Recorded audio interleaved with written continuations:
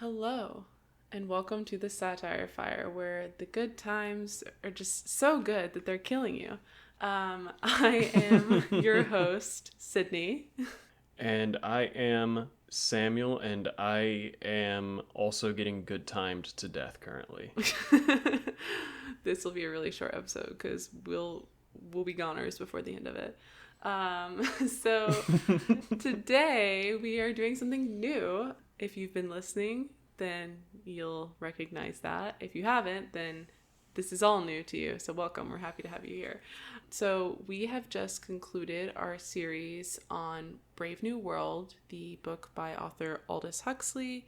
If you are interested in that, you can head to our previous episodes. Last Sunday was our last episode where we do an analysis of the book, and then before that we've done a plot summary and historical context, author info. So if you care about Brave New World, or you just want to get a taste of the podcast, you can listen to those episodes, and we will kind of be relating some of what we're talking about today to some of the themes of that book, so could be useful to listen. But today is a bonus episode, yay! What we do in between each book that we read and talk about is we do one final bonus episode where we consume some other type of satirical media, or media with satirical elements maybe. For our first bonus episode, which we did after our 1984 series, we watched a movie called How to Get Ahead in Advertising, and we talked about that. And for this bonus episode, we are going to talk about 3 different songs that have satirical elements, and we're going to talk about the lyrics, we're going to talk about the themes. It's going to be a lot of fun. We'll see how it goes. I'm going to go ahead and tell you the songs, because if you want to listen to them before listening to this episode, I would highly recommend that. We're not going to be playing the songs in the episode because we don't want to get copyrighted. And so the 3 songs we will be talking about today are National Anthem by Lana Del Rey, The Good Times Are Killing Me by Modest Mouse, and Liquid Smooth by Mitski. So these are all like fairly modern songs. Maybe in other episodes where we do satirical songs, we'll do some older songs if you're into the oldies. But yeah, that's what we're doing today. Very excited about it. A little nervous. We'll see how it goes. Samuel, how are you doing today? I am doing pretty well. I am excited to be able to talk about some songs.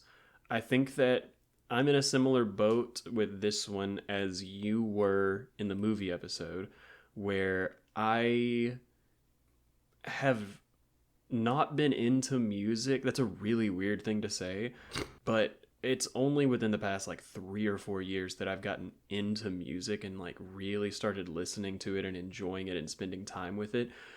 I've always been more of a book and then movie guy. I just don't know as much about music. So I'm very interested to learn. I like all 3 of these songs, and I have read the lyrics to them, so I know what we're talking about. But yeah, I'm interested to get a little bit more insight from you, because I know that you are more musically minded than I am. Yeah, well, thank you. But before we get started with the music and stuff, have you been doing anything lately, seen anything, read anything, listened to anything that you have enjoyed and want to talk about, or hated and want to talk about? I really want to talk about a book that I'm not going to talk about yet because, okay, fun fact, Samuel and I started this tradition of sending each other a book for our shared birthday. If you listen to our first ever episode, you'll learn that we have the same birthday. That is also the release date and launch of the Satire Fire, March 30th. But we started this kind of tradition of annotating and sending each other a book. And I really want to talk about the book that I sent Samuel, but I'm kind of a failure and didn't mail it until very recently. And so I don't think you have it yet. So I don't know if I should talk about it. Not yet. Okay. I think it's supposed to come this week. Awesome. But I've been looking for it because you had mentioned it, and I was like, I'm not going to bring it up just in case she hasn't sent it yet. No, I went to the post office. Post offices in New York City feel a little bit like you're in a dystopian novel. They're you're a little am I going to get stabbed in here? What's going on? It's weird vibes every time you enter one. Very Orson Welles, The Trial coded, which I don't think that, yeah. Everyone who loves movies is standing up and clapping right now, cheering.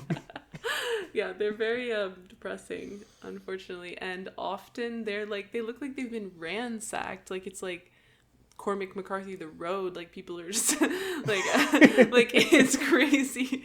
Anyway, so I went to a post office near where I work to try to mail the book the first time, and they were completely out of any packing materials whatsoever. Like they had nothing. I went to the desk, I asked, the woman looked at me like, how dare you speak to me?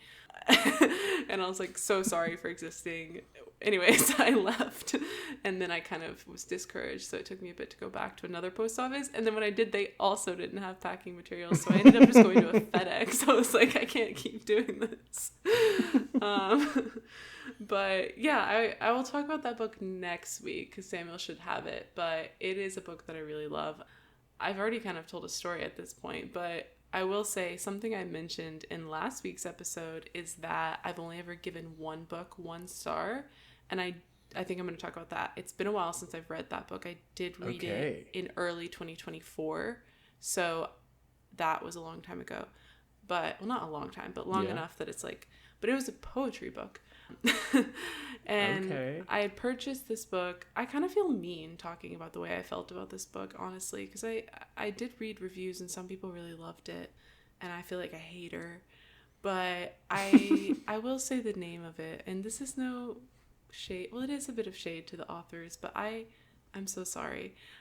It's called Empty Bottles Full of Stories, and it has 2 authors, 2 poets, and it's like their collections combined, or for this book. And honestly, I bought the book at a local bookstore in Bellingham, Washington. I was there on like a little weekend trip, and I was at this bookstore, and it happened to be National Poetry Month, which is May, I believe. Mm-hmm. And I purchased it because it had a pretty cover, and it was on sale for National Poetry Month. And I was like, oh, it's been a while since I've read a book of poems. Like, this will be nice. And it wasn't. Spoiler alert, it wasn't nice. And honestly, my main critique is that it felt like I was reading an angsty teenage boy's diary. Like, it was not poetry. It was some of the worst poetry I've ever read.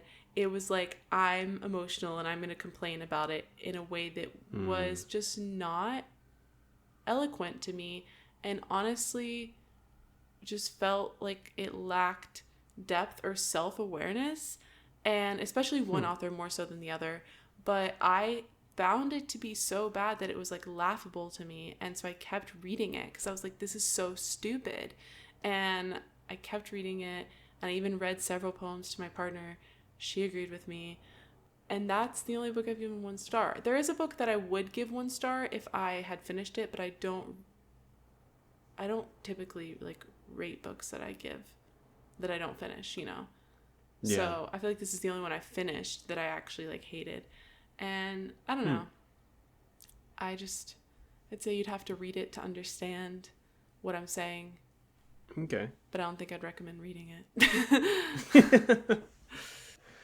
I guess on the flip side of that, I read this past week probably, I can't remember for a fact.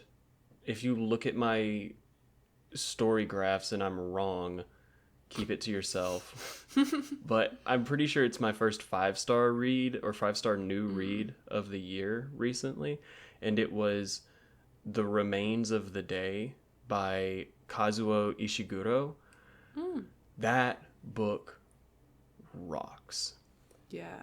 The premise of the book is it's told from the perspective of a man who has served as a butler for several decades. He served as a butler in a very prominent and important English house during the First and Second World Wars.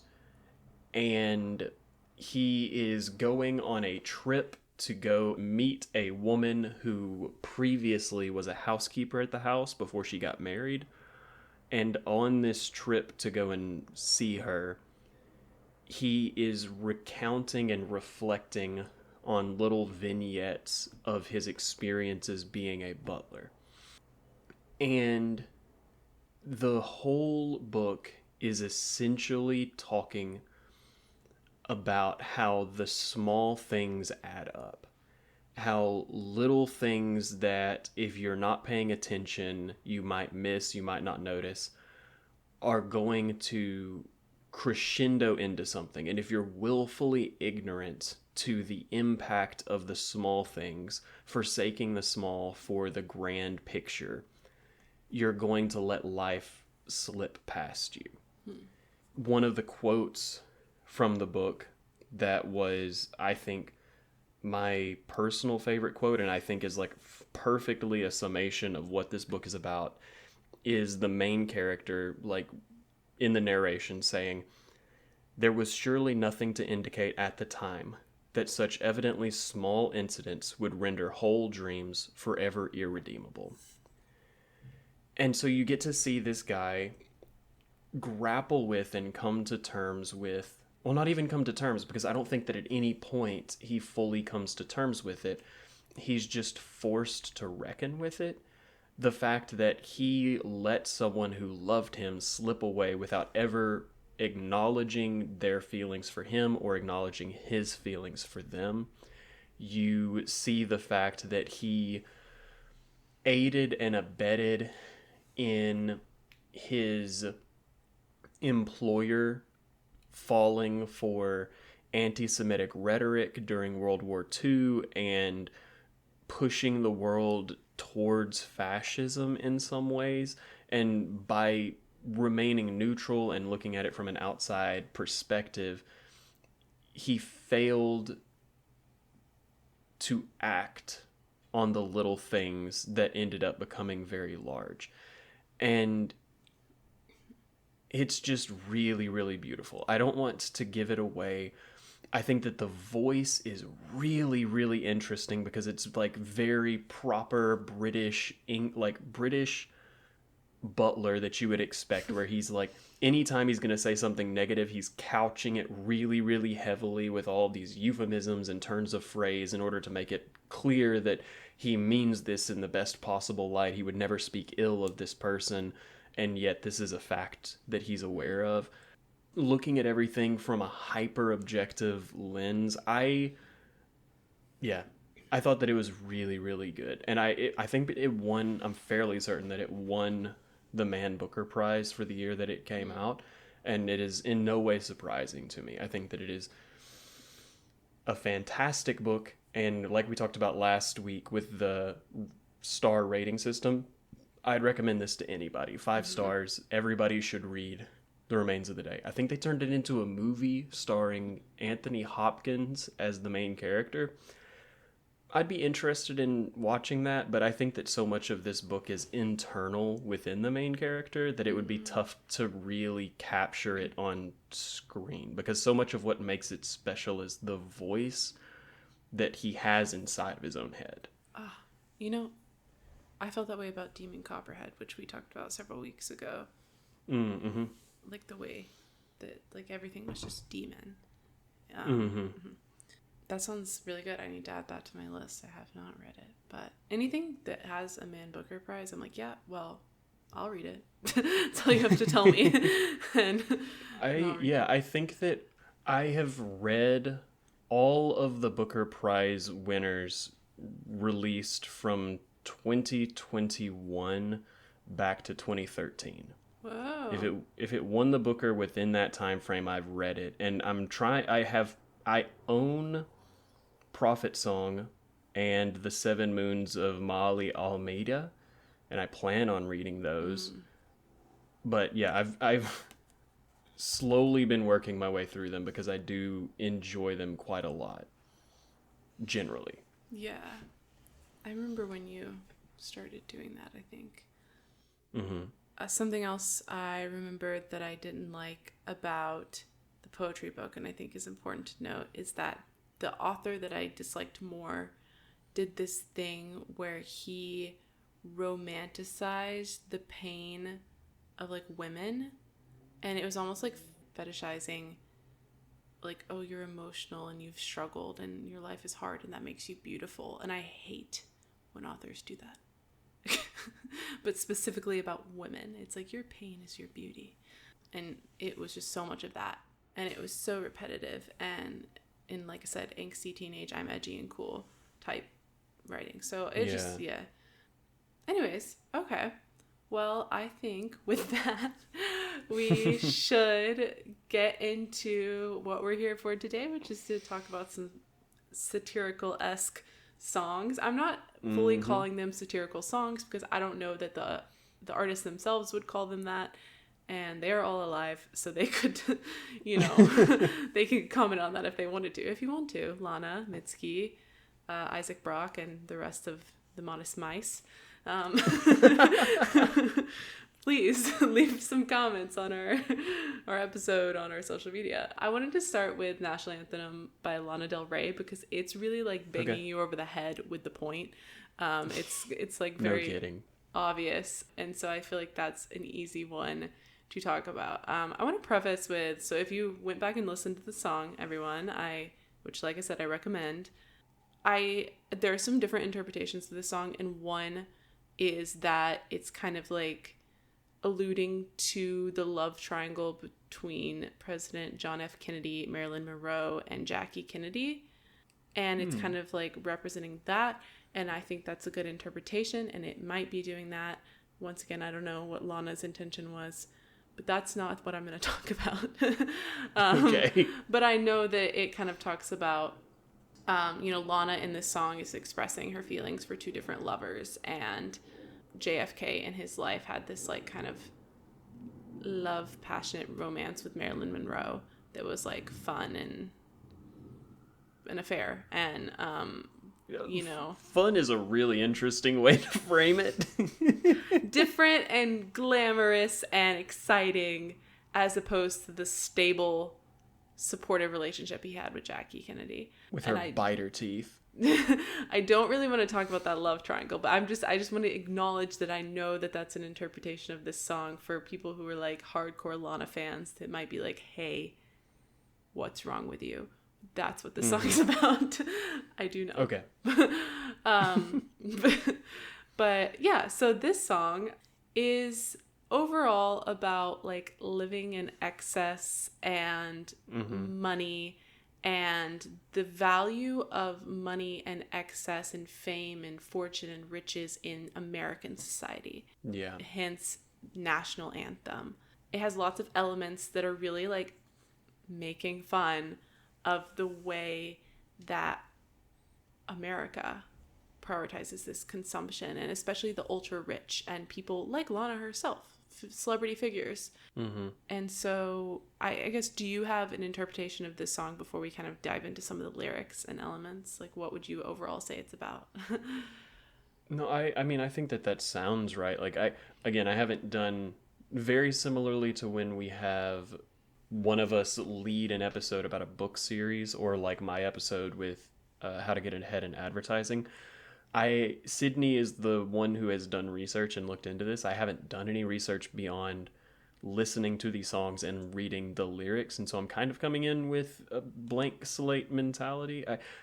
Everything that you have said so far makes sense with my interpretation of this song. I think that I really was getting with this specific one vibes about greed and the way in which greed influences American society, like specifically with the lyrics, money is the reason we exist, everybody knows it, it's a fact, kiss kiss. Yeah, that's how it starts.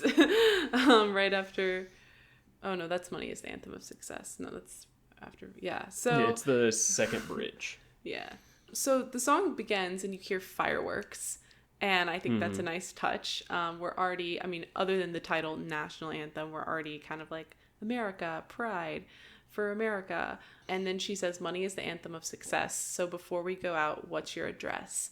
And I love that line. It's setting the tone. It's, very blatantly saying like, oh, money is necessary for success, but in all areas of life, including like an interpersonal relationship, including love, kind of like hinting at like maybe she's like a gold digger. I am a fan of the what's your address of like let me know what neighborhood you live in before I commit myself. Yeah. Are you like Beverly Hills or like what?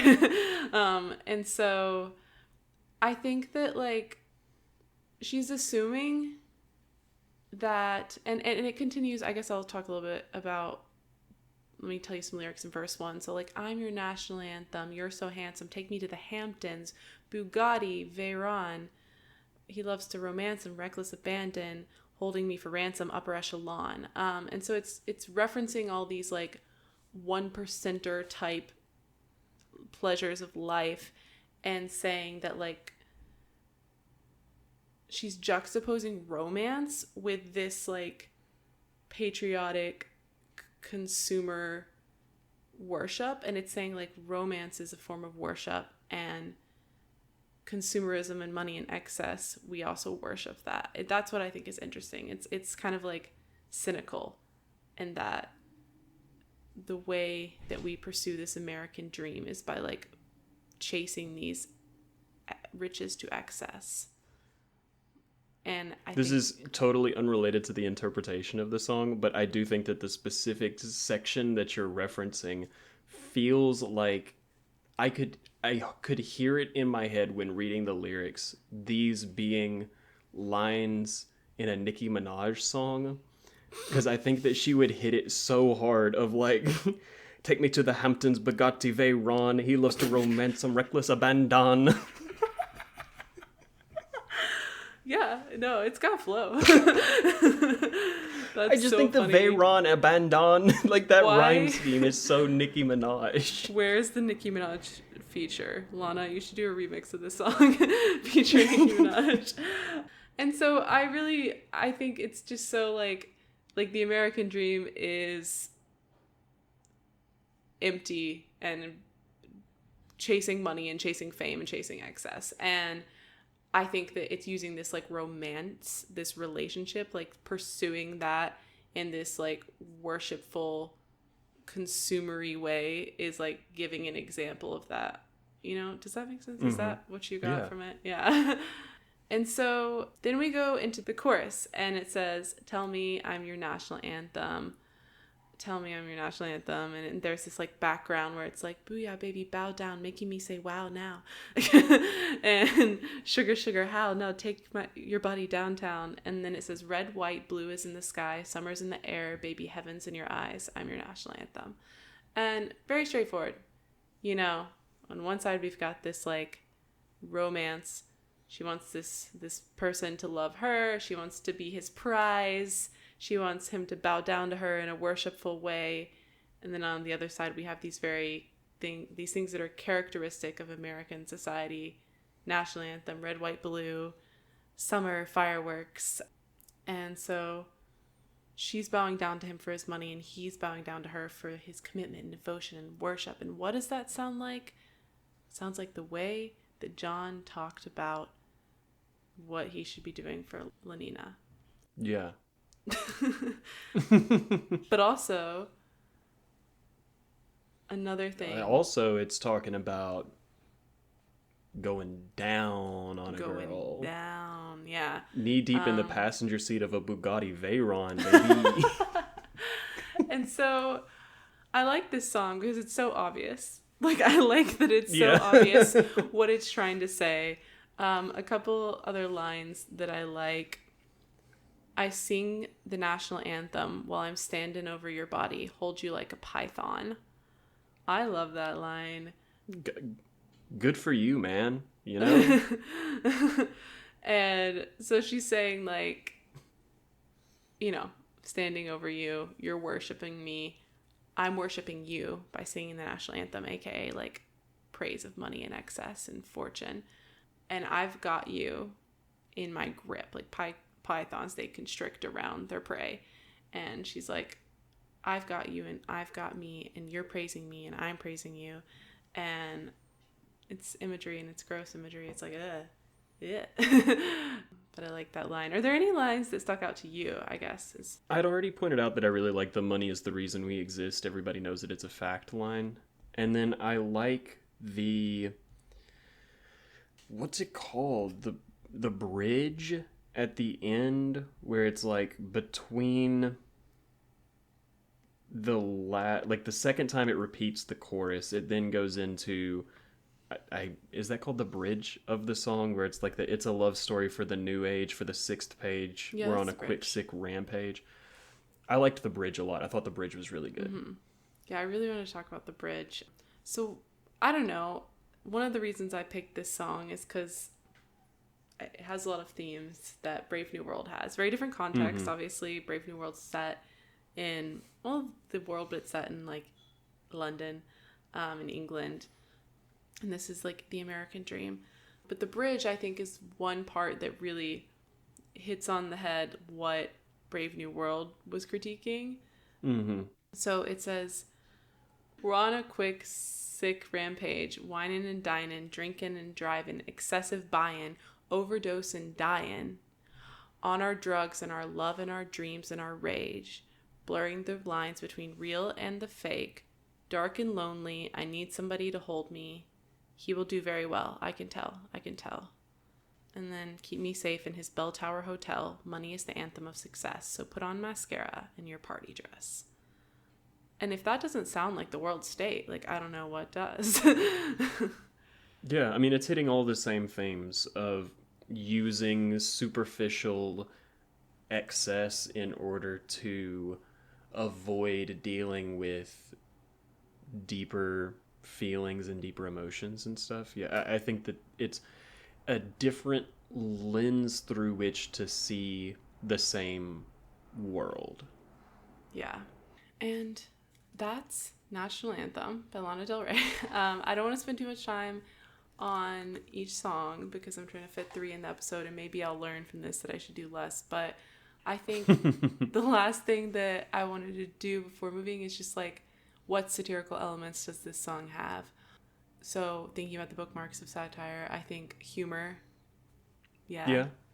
I think it has irony because it's not meaning Definitely. what it's saying.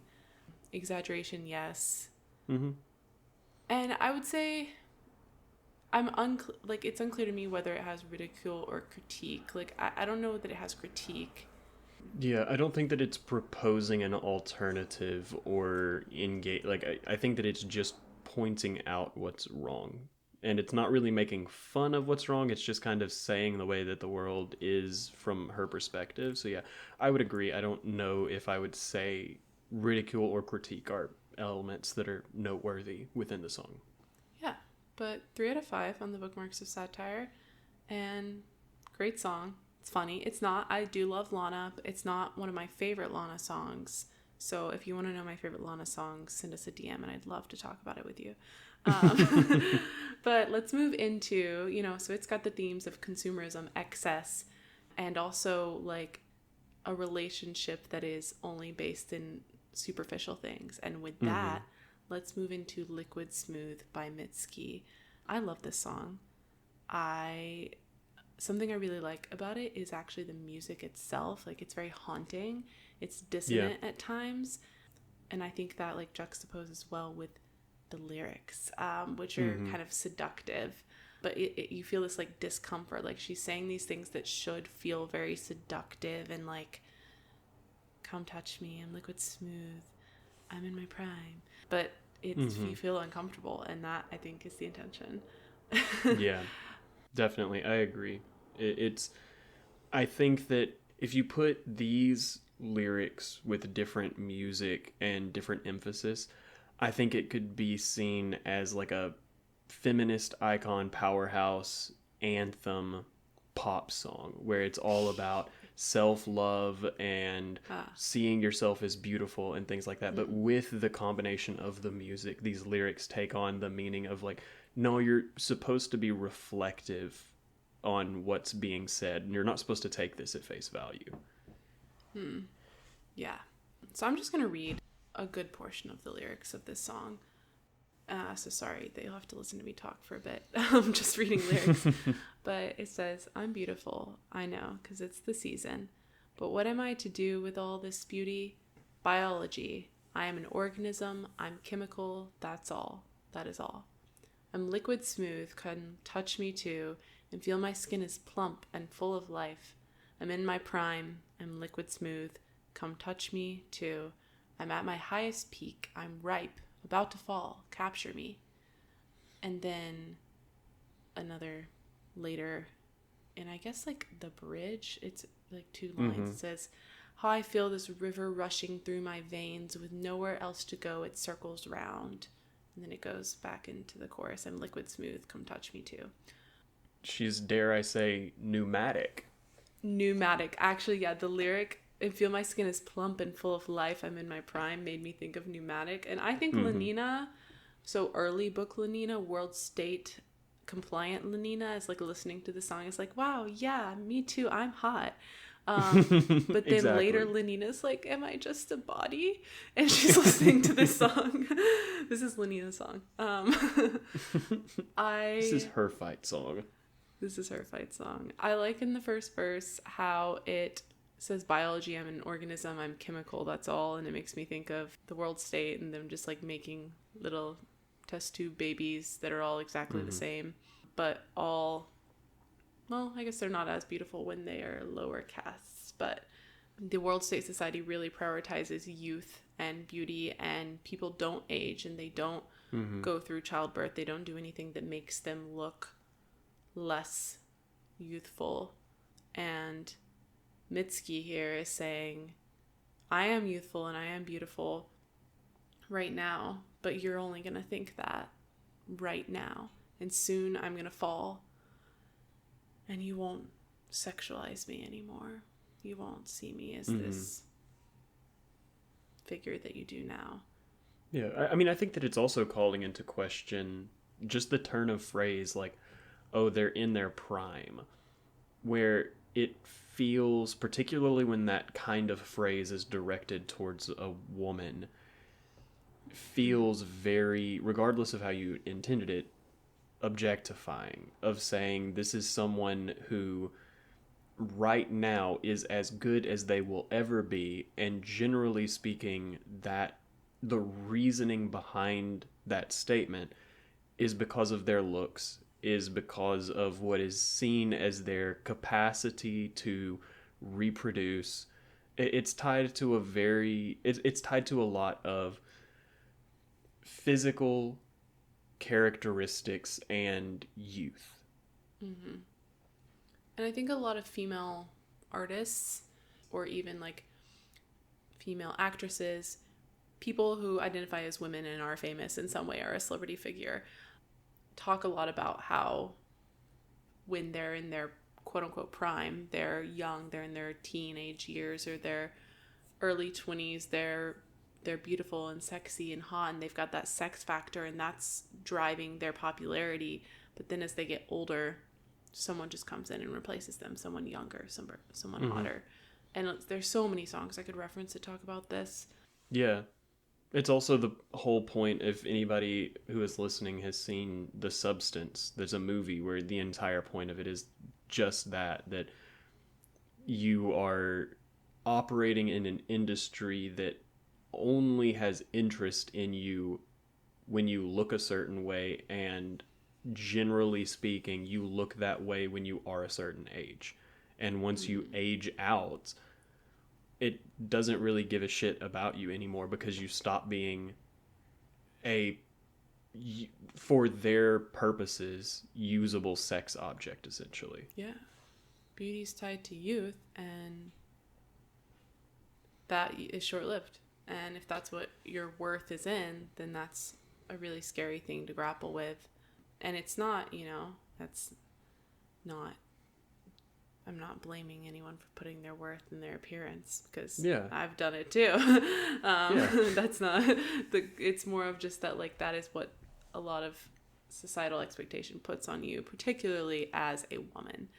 Yes. Not saying it's not true for men either, because I think it can be as well in certain ways, especially like more masculine presenting men, and like having, like being like jacked and being like... Yeah, I think that it's really interesting. Like, this is outside of what the song is talking about, because I believe obviously the song is being very particularly directed towards the experience of women, because it's a woman who wrote it and is singing it and singing it about women. But yeah, men experience a degree of critique when it comes to how their body should look and what it's supposed to look at. But I think that it's interesting that in both of those cases, both the critique for women and the critique for men are coming from men. I feel like it's men who put the standards on other men of what they're supposed to look like as far as being masculine or how fit you are. Like, it goes around all the time, but there's the comparison of Men's Health magazine covers versus Women's Health magazine covers when they used Hugh Jackman as the poster. And for the Men's Health, it's Hugh Jackman, Wolverine, shirt off, huge rippling muscles, like full flex. And then Women's Health has got him in a cute little sweater, and he's just standing there and smiling so primly. Where it's like the expectation that men put on themselves or put on other men is very different than the expectation that women put on men. Like, what women find attractive in men seems to have less of an impact on what men think they should look like than what other men say. That's kind of gay. Actually, that just made me think of, not to stray too far from the point, but it makes me think of Top Gun and how that's like a masculine movie, but it's also like homoerotic. And it's like, conservative masculine men who like Top Gun, your favorite movie is gay. Just want you to know. You're probably not listening to this podcast. I hope you're not. Actually, if you're here, would you please leave? This isn't a safe space for you. It's not a safe space. Joe Rogan is around the corner. He's there for you. Yeah, so I like the song. I think it is another point, just before we move to the last song, that kind of relates it to Brave New World for me, is that she's just fully referring to herself in like a biological way. She's not referring to herself as a human or as an individual or someone with substance. And obviously that's an intentional choice. And I think that's the way not just women, people in the world state are supposed to think of themselves. Yeah. And so, let's go through the bookmarks for this one. I think irony for sure. Yes. Probably not humor. I don't think it's not very funny. It's not very funny. I would say maybe exaggeration, but not really. I mean, this is just kind of how it is to be a woman. Yeah. Irony, maybe a bit of ridicule, because I feel like it's in a way making fun of it, especially with like strong lines like, I'm a chemical, that's all, I'm an organism, or take my picture, I'm pulsing, my blood is red and unafraid of living. Like, it's kind of being like, is this what you want? And then I don't know about critique either.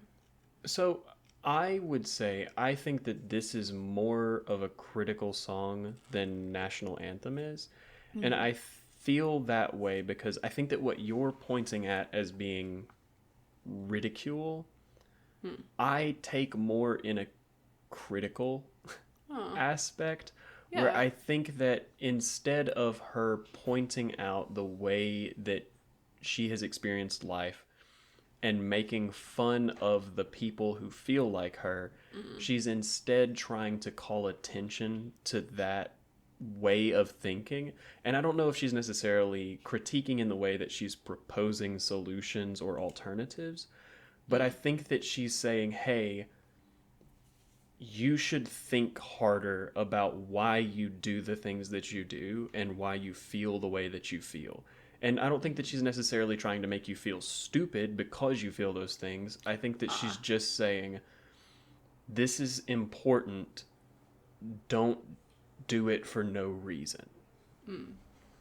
I see that point, yeah. I guess I was thinking of it more, I think I was thinking ridicule because of like the kind of like sense of anger, like frustration that I felt from the lyrics. But yeah, I see what you're saying and I agree. Okay, let's move to the last song. The Good Times Are Killing Me by Modest Mouse. Let's go! Samuel's a Modest Mouse fan. I'm a Modest Mouse fan. I've seen them twice in concert. Yeah, let's get into it. So this is, you can make a lot of arguments about what this song is about, I would say. Mm-hmm. But generally speaking, it's talking about drug and alcohol use. Yeah. Without like giving a point on what they're saying about drug and alcohol use. It's saying like the good times, aka drugs, alcohol, are killing me. Being high is killing me. Yeah, so at the beginning of the song, there is an intro, which is kind of just like a dialogue that's happening between people in the recording studio, and these people are the Flaming Lips, which you might have heard of, and they did like Oklahoma City, born and raised. Let's go. They did like mixing instrumentation on the track, and so that's why they're there in the studio. And so they're in the studio, and one of them goes, there's kind of like sings like, yeah, da. It's like, is there an ashtray in here? Can we smoke in here? Yeah. And it goes, yeah, Eric said it was in his pocket. So they're literally just having a conversation about, can we smoke in the studio right now? Is there an ashtray? And then one of them goes, the good times. And they like kind of like jokingly, in an exaggerated way, sing part of the song. And it's funny. Obviously, they are using drugs because of the intro. We know they are trying to smoke in the studio. Or maybe they're not. Maybe they're joking about it. Maybe they weren't actually going to try to smoke in the studio. But then it goes on to say, like, the good times are killing me.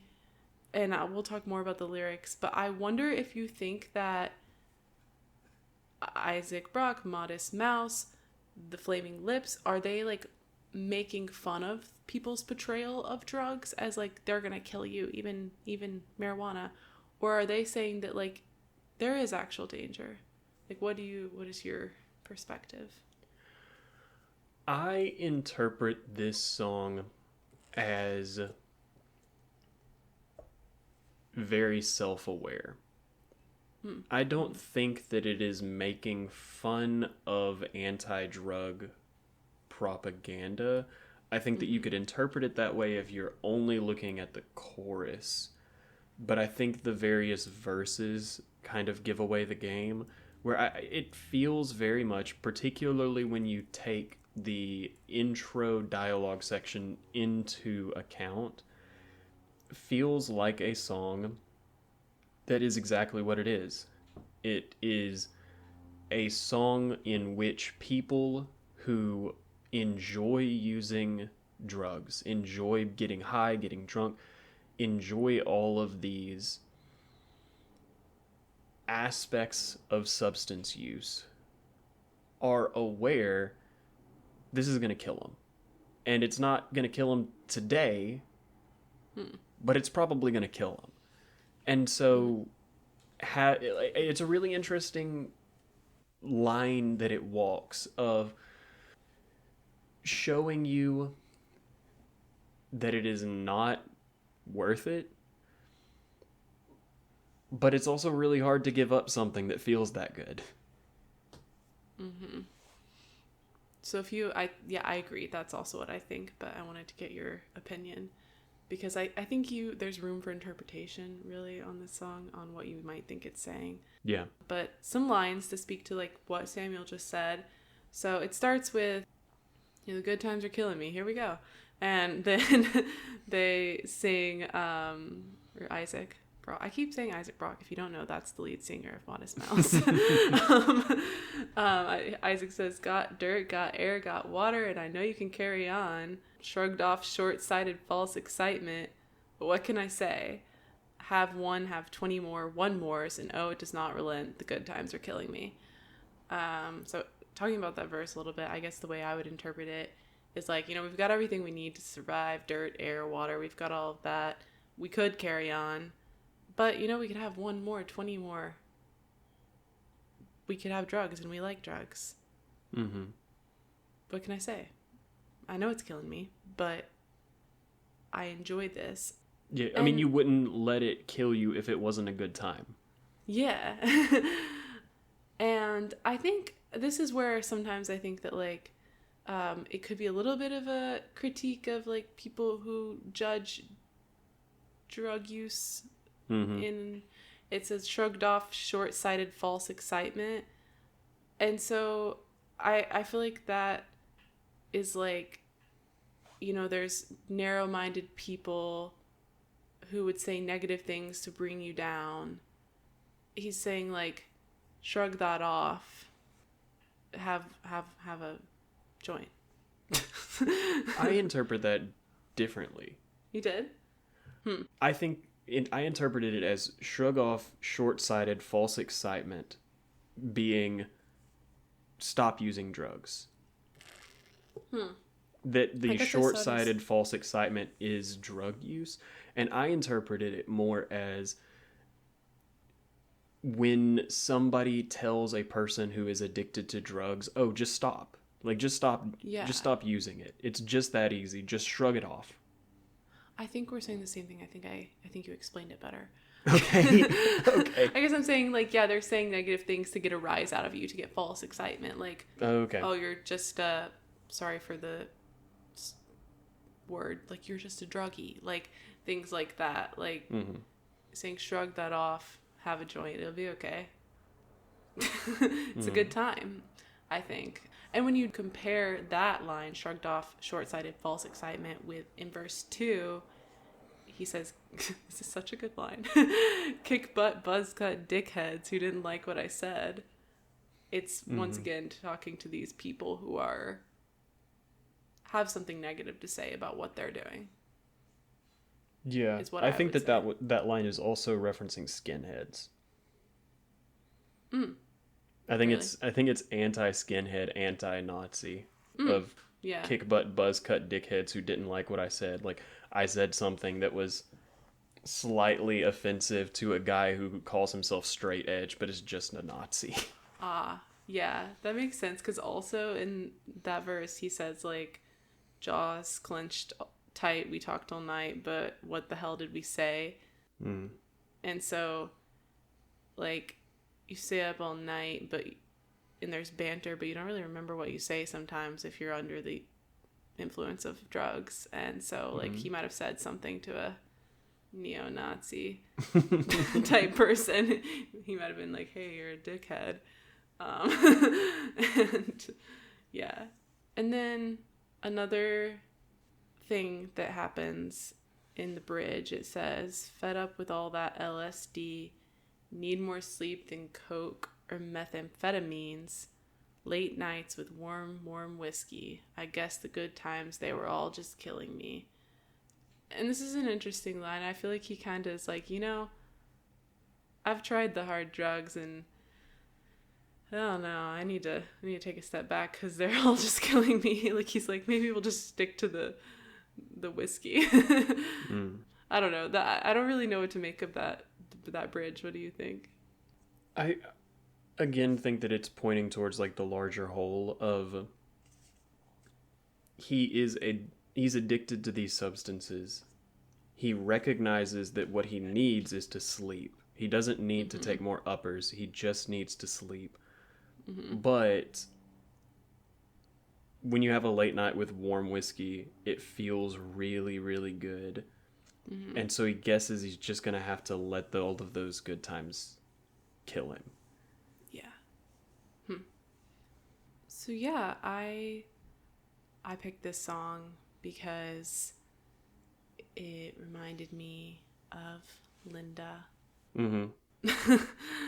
But I don't think Linda knew it was killing her. Or if she did, I don't know if she cared. Maybe she did. But I picked it because I think it's not a problematic or negative portrayal of substance use. I think, like you said, it's a very aware portrayal of, like, look, I know that this is bad for me, but it's really fun. And yeah, I think they do better of recognizing, like, the dangers and problems of some substances while also explaining why, like, you might want to do it. Like, and it's also not like, oh, I'm escaping the world. It's just like, they're fun, they're a good time. Yeah. What did you have any other thoughts about this song? Just that I like it. I like Modest Mouse. I like this song. I think it's really good. It's not my favorite Modest Mouse album or my favorite Modest Mouse song, but it might be my favorite song off of Good News for People Who Like Bad News. Mm-hmm. Who love bad news. My favorite Modest Mouse album is The Lonesome Crowded West. And my favorite Modest Mouse song is Cowboy Dan, which I think also kind of plays into Brave New World because it is also referring to reservations, and it's taking more of like a manifest destiny approach to it, of like talking about white people showing up and taking what they believe to be as theirs, despite the fact that they have literally less than zero claim to it. Yeah. Modest Mouse is very political. Modest Mouse is very... We could make an entire podcast dissecting the lyrics of Modest Mouse songs. Because sometimes I listen to their songs, I read their lyrics, and I'm like, what does that mean? But I also think that often it's very brilliant. It makes a lot of like really valid and important critiques and points about the world. Yeah. If you want another song that I think is a really interesting look at addiction and substance use from the lens of a person who has actually experienced it, I really like the song N.A., as in like not applicable, by Bring Me the Horizon. That song goes crazy. But it's basically, the premise of the song is the lead singer is introducing himself at an AA meeting. I ended up choosing this song because I thought it was like a light and easier one to talk about with time constraints, but I actually like thought a lot about what song to use portraying alcohol and substance use. I even had a conversation with a friend of mine who's very into music and is very into like grunge specifically, and like for example Alice in Chains has a lot of songs about drug use. There were a lot of like songs that I that were honorable mentions for this, and so yeah, thank you for that recommendation.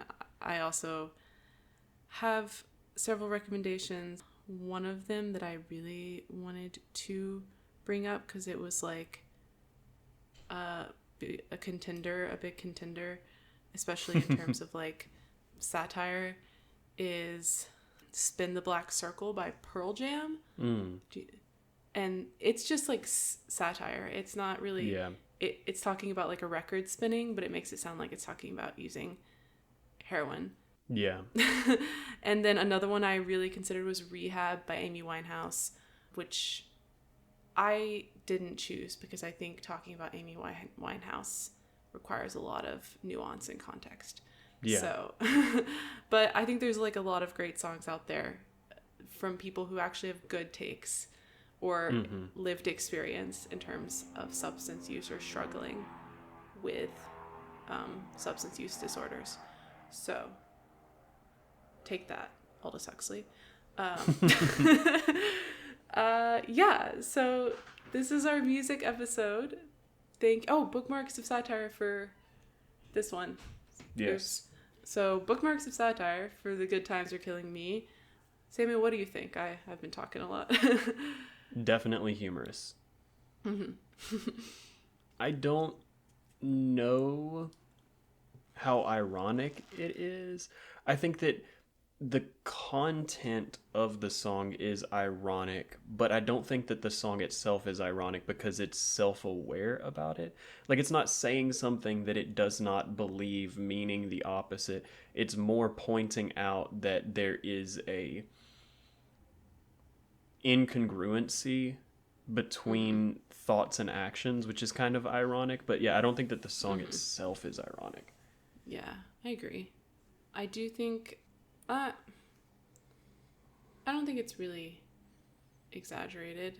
No. I do think at times, I don't know if we would call it critique or ridicule. I'm struggling with that one. But like, you know, There is some of that. Yeah, I think that it is a little bit self-ridiculing and a little bit broadly critical. Like it's critiquing the situation as a whole that they find themselves in, and it is ridiculing themselves for being in it.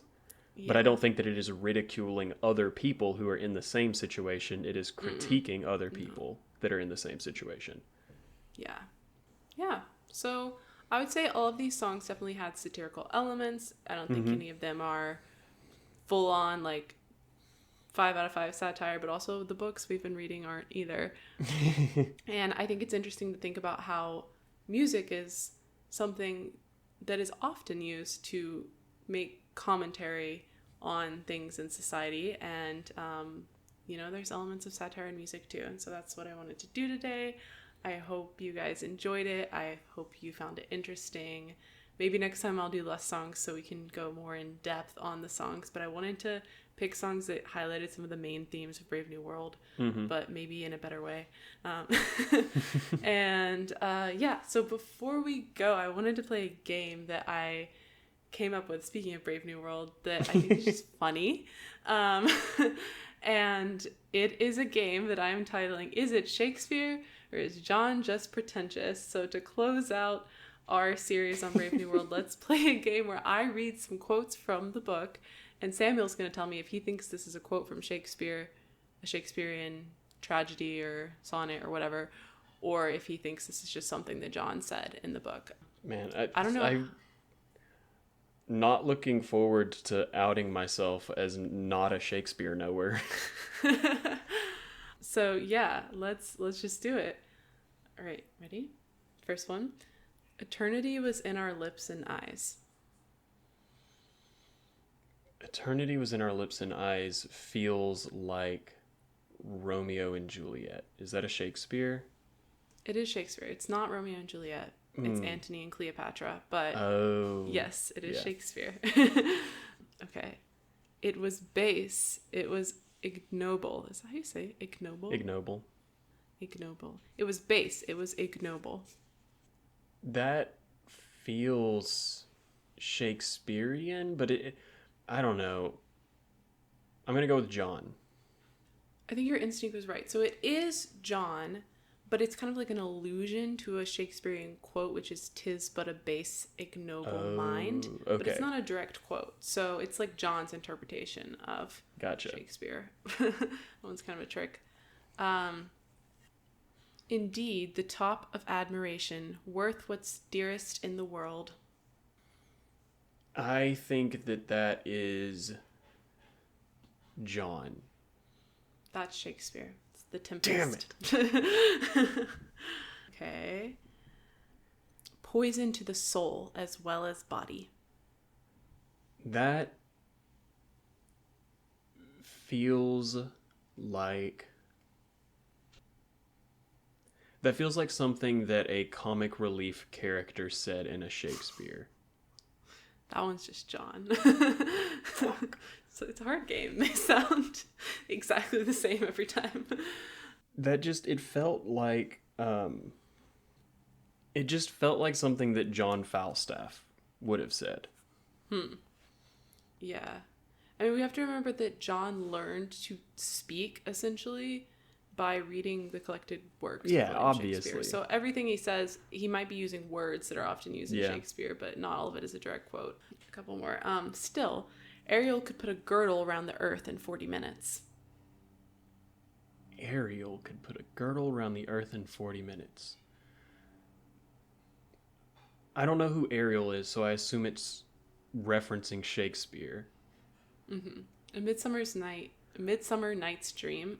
That one's funny because they're giving him a tour of the Department of Hatcheries and Conditioning Center, and they are showing him like the speed with which the Bokanovsky's process or something happens, and he's like, still, Ariel could put a girdle around the earth in 40 minutes, and everyone's like, what are you talking about? Okay. A man who dreams of fewer things than there are in heaven and earth. I'm almost certain that that's Shakespeare. So I can't find where that's specifically from in Shakespeare, but it is what he says when asked, what is a philosopher? Or do you know what a philosopher is? So I have that it's just John, but I'm like, surely he got that from somewhere. So that one's... It feels like he's quoting something. Yeah, if someone can tell me where that's from, because I'm like, that's too curated of an answer. Mm-hmm. Okay, and then the last one I'll do is, I ate civilization. It poisoned me. I was defiled, and then I ate my own wickedness. That feels like John. Yeah, that was John. Okay, I think I missed, 2, 3? Yeah, I didn't keep score. I had more, but those were some... So yeah, long story short, I think this is a fun game. This is a drinking game you can play as you're reading this book. Place your bets each time John says something pretentious, and then look it up and see. And if you're wrong, take a shot. So yeah, that has been our series on Brave New World coming to a conclusion. I hope you enjoyed this bonus episode today. I want to take you through some of the footnotes here real quick. If you want to comment on anything we talked about today or in the previous episodes, or just engage with us on our social media, we can be found on Instagram at the Satire Fire Pod, and on TikTok, Blue Sky, and YouTube at the Satire Fire. We do love if we get something wrong or we miss context, you provide that to us. So if I did that today about any of these songs, or if there's thoughts you have about Brave New World that maybe we didn't talk about, we'd love to hear them. As long as it's respectful and nice, we'd love to hear it. Yeah. So yeah, follow us there. We also will post about the upcoming series on Fahrenheit 451. And I guess that's it. Thank you for listening to the Satire Fire. We'll see you next week. I'm Sydney. And I'm Samuel. All right. Bye. Bye.